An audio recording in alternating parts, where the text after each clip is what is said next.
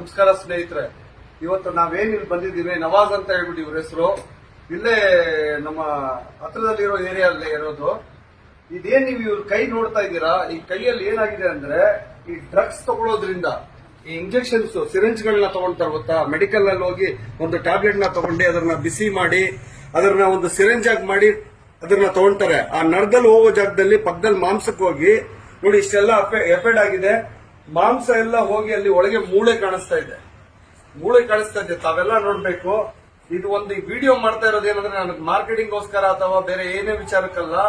ನಾನು ಯಾಕಂದ್ರೆ ಈಗಿರೋ ಜನರೇಷನ್ ಏನಾಗ್ತಾ ಇದೆ ಅಂದ್ರೆ ಪ್ರತಿಯೊಬ್ರು ಈ ಡ್ರಗ್ಸ್ ಗೆ ಅಡಿಕ್ಟ್ ಆಗ್ಬಿಟ್ಟು ಈ ತರ ಎಲ್ಲ ನೋಡಿ ಈ ತರ ಅನಾಹುತಗಳಾದ್ರೆ ಪ್ರಾಣನೇ ಹೊಂಟೋಗ್ಬಿಡುತ್ತೆ. ಆಕ್ಚುಲಿ ಯಾಕಂದ್ರೆ ನರ್ಕಕ್ಕಿಂತ ಕಡೆ ಇದು.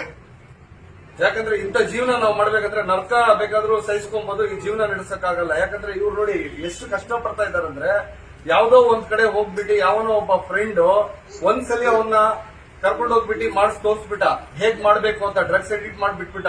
ಅವ್ರು ಅದನ್ನ ತಡ್ಕೊಳಕ್ ಆಗ್ದಂಗೆ ತಗೊಂಡು ಏನಾಗಾಯ್ತು, ಬೇರೆ ಕಡೆ ಮಾಂಸದಲ್ಲೆಲ್ಲ ಹೋಗ್ಬಿಟ್ಟು ಕೈಗೆ ಕಾಲ್ಗೆ ನಿಂತ್ಕೊಳಕ್ ಆಗಲ್ಲ ನೋಡಿ, ಕಾಲೆಲ್ಲ ಹೋಗ್ಕೊಂಡ್ಬಿಟ್ಟಿದೆ. ಮತ್ತೆ ಈ ತರ ಎಲ್ಲ ಬಹಳಷ್ಟು ನೋಡಿ, ಒಂದು ಶರ್ಟ್ ಕೂಡ ನೆಟ್ಟಿಗೆ ಇಟ್ಕೊಳಕ್ಕಾಗಲ್ಲ, ಔಷಧಿನ ಎಲ್ ಬೇಕಾದ್ರೂ ಕೈ ಇಡಕ್ಕಾಗಲ್ಲ, ಇಂಥ ಪರಿಸ್ಥಿತಿಯಲ್ಲಿ ಬಂದಿದ್ದಾರೆ. ದಯವಿಟ್ಟು ತಮ್ಮಲ್ಲಿ ಏನ್ ವಿನಂತಿ ಅಂದ್ರೆ ದಯವಿಟ್ಟು ಯಾವುದೇ ತರಹದ ನಶೆಯಲ್ಲಿರುವ ಪದಾರ್ಥಗಳನ್ನ ದಯವಿಟ್ಟು ನೀವು ತಗೊಂಡ್ಬಿಡಿ. ಯಾಕಂದ್ರೆ ತಗೊಂಡ್ರೆ ಬಹಳ ಅನಾಹುತಗಳಾಗುತ್ತೆ. ನೋಡಿ ಇದು ಏನ್ ಗೊತ್ತಾ, ಸಾವು ಬಂದ್ರೆ ಸತ್ತೋಗ್ಬಿಡ್ಬೋದು. ಆದ್ರೆ ಇದು ಜೀವನದಲ್ಲಿ ಏನ್ ಗೊತ್ತಾ, ನಾವು ಜೀವಂತವಾಗಿದ್ದಿ ನಾವು ಒಂಥರ ನಮ್ಮ ಮನಸ್ಸಿಗೆ ಹೆಂಗಂದ್ರೆ ಒಂದು ವೃದ್ಧ ಜೀವಿಕ್ಕಿಂತ ಕೀಳಾಗಿ ನಾವು ಅಂತ ಜೀವನ ನಡೆಸಬೇಕಾಗುತ್ತೆ. ಅಂತ ಪರಿಸ್ಥಿತಿ ಬಂದ್ಬಿಡುತ್ತೆ. ದಯವಿಟ್ಟು ತಮ್ಮಲ್ಲಿ ಒಂದೇ ಒಂದು ವಿನಂತಿ ಏನಂದ್ರೆ ದಯವಿಟ್ಟು ಡ್ರಗ್ಸ್ ಎಡಿಟ್ ಮಾತ್ರ ದಯವಿಟ್ಟು ಮಾಡಬೇಡಿ. ಯಾಕಂದ್ರೆ ಯಾವುದೇ ರೀತಿಯ ಡ್ರಗ್ಸ್ ಇರಲಿ ತಗೊಳ್ಳೇಬೇಡಿ. ಯಾಕಂದ್ರೆ ಸ್ವಲ್ಪ ನಾವು ತಗೊಳ್ಳೋದು ಬರೀ 5 ನಿಮಿಷ 10 ನಿಮಿಷ ಅಥವಾ 1 ಗಂಟೆ ಅಥವಾ 2 ಗಂಟೆ, ಜಾಸ್ತಿ ಅಂದ್ರೆ 5 ಗಂಟೆ ಇರುತ್ತೆ ನಶೆ. ಆ ನಶೆ ಹಿಡಿದಾದ್ಮೇಲೆ ನೋಡಿ ನಾವು ಎಷ್ಟು ಅನುಭವಿಸ್ಬೇಕು ಅಂತ ತಾವೇ ತಮ್ಮ ಕಣ್ಣಿಂದ ನೋಡ್ಬೋದು.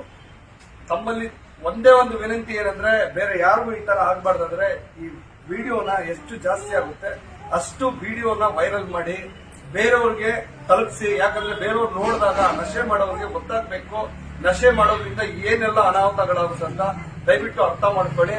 ತಮ್ಮಲ್ಲಿ ವಿನಂತಿ ಮಾಡ್ತಾ ಇದ್ದೀನಿ. ನಮಸ್ಕಾರ ಸ್ನೇಹಿತರೆ.